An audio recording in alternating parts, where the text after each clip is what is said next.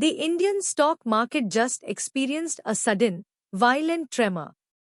The Sensex plummeted by over 700 points in a single trading session. This sharp correction was triggered by two simultaneous macroeconomic shocks. First, a steep sell-off in India's largest private lender, HDFC Bank. Second, a sudden spike in global crude oil prices. When a market bellwether like HDFC Bank falls, the entire financial index feels the impact. Think of HDFC Bank as the heavy anchor of a massive ship. If that anchor slips, the entire vessel pitches violently in rough seas. For institutional investors, this move signals a major shift. Capital is rotating out of high-valuation financial giants. Portfolio managers are quickly reassessing their risk exposure. We are seeing a structural shift in domestic liquidity.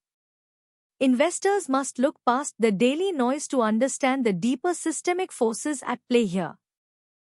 To understand the vulnerability, we must first analyze HDFC Bank's core business model.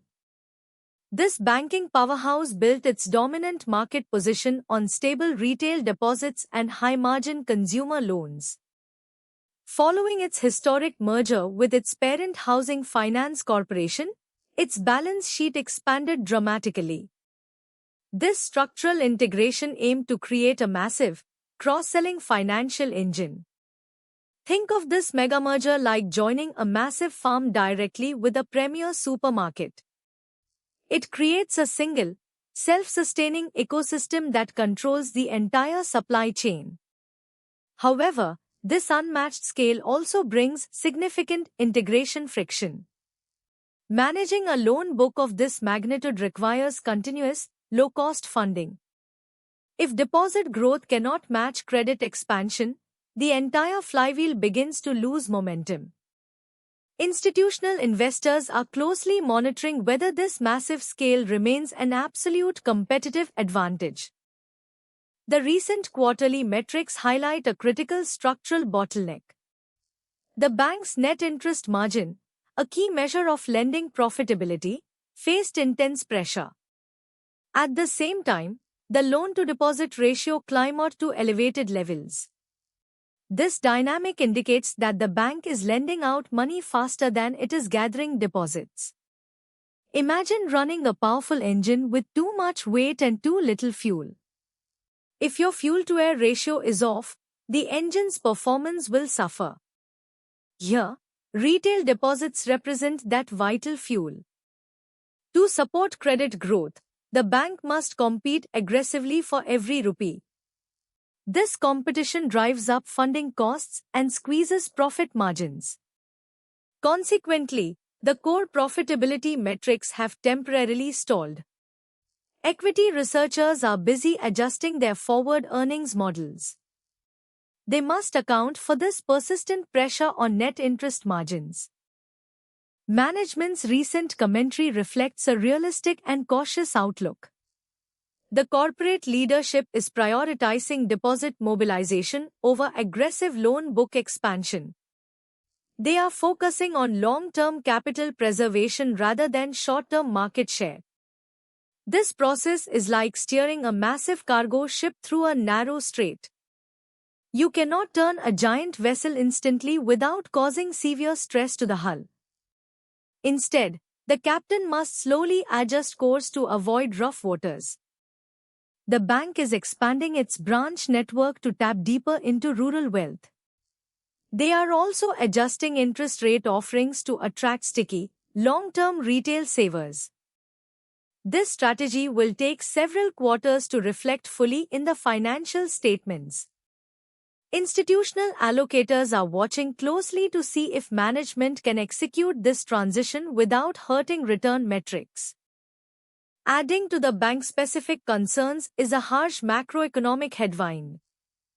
Global crude oil prices have surged due to rising geopolitical tensions. Because India imports over 80% of its crude oil requirements, this spike is critical. Rising oil prices expand the country's current account deficit and pressure the domestic currency. Think of crude oil as the physical lifeblood of global logistics and transportation. When its price spikes, it acts like a sudden, unexpected tax on the entire economic bloodstream. Higher logistics costs fuel inflation, forcing the central bank to keep interest rates elevated. High interest rates make it difficult for banks to lower deposit costs. Thus, the external oil shock directly impacts domestic banking liquidity. This macro loop connects global oil fields directly to local banking balance sheets. The broader Indian banking sector is currently locked in a fierce competitive battle. Banks are scrambling to attract a limited pool of household financial savings. Retail investors are increasingly moving their capital from bank deposits into the equity markets.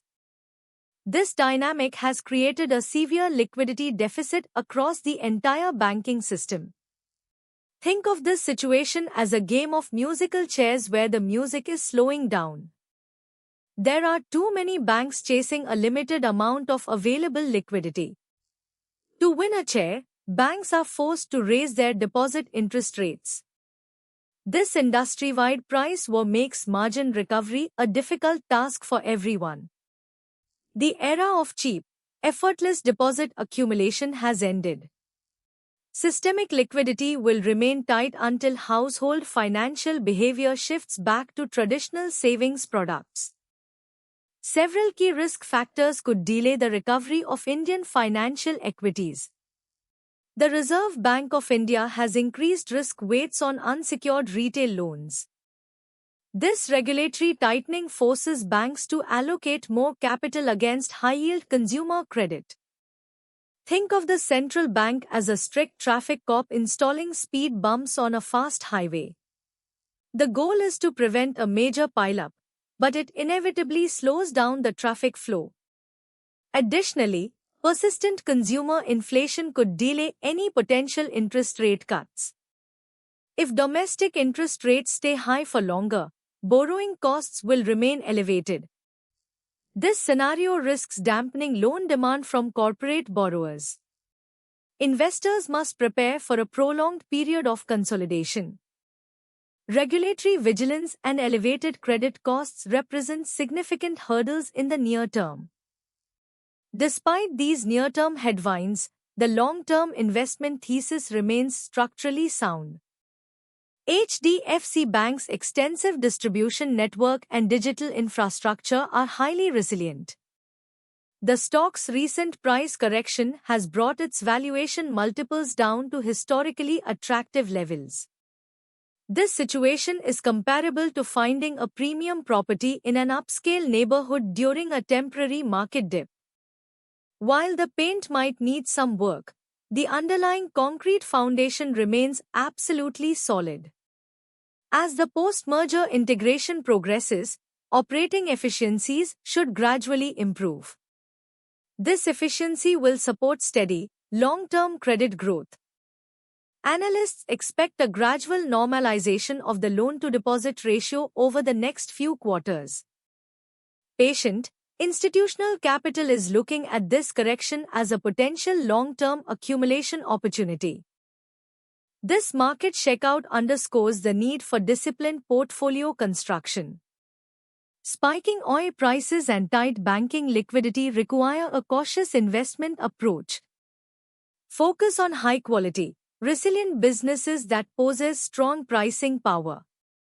To stay ahead of these complex macroeconomic shifts, subscribe to SR Money News IN. We provide the institutional-grade research and risk analysis you need to navigate these markets. Click the notification bell to join our community of sophisticated investors. Share your thoughts on HDFC Bank's valuation in the comments section below. Thank you for watching, and we will see you in our next deep dive market analysis.